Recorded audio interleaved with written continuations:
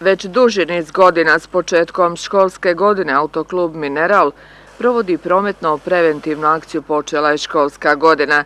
Cilj im je skrenuti pozornost vozačima na povećan broj djece na prometnicama i na oprezniju vožnju. Upravo su na to danas upozoravali učenici 6. razreda osnovne škole Kiseljak, članovi prometne sekcije koju vodi nastavnica Marijana Lalić.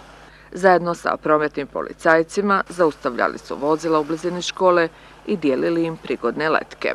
Mi danas zaustavljamo aute i upozoravamo ih da poštuju pravila. Kako voze? Jeste li vi učenici zadovoljni? Na što ih upozoravate?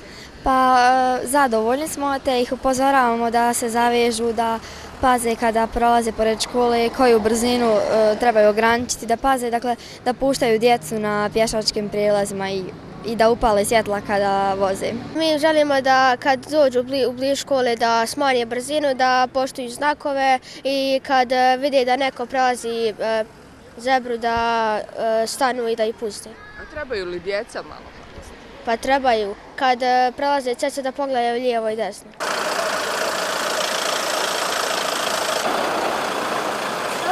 Mi smo školska kontrola.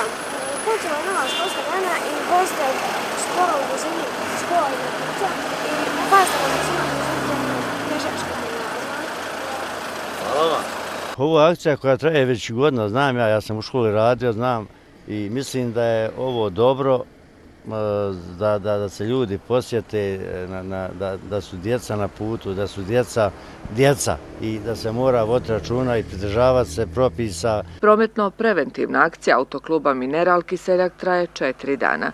Provodi se u školama od Lepenice do Brestovskog. 6-7 godina provodimo ovu akciju. Znači imamo teoretski dio, počela je školska godina. Teoretski dio u školama radi, mi sad radimo praktični dio. Dragi vozači, budite osobito oprezni kad se vozilom približavate obilježenom pješačkom prijelazu.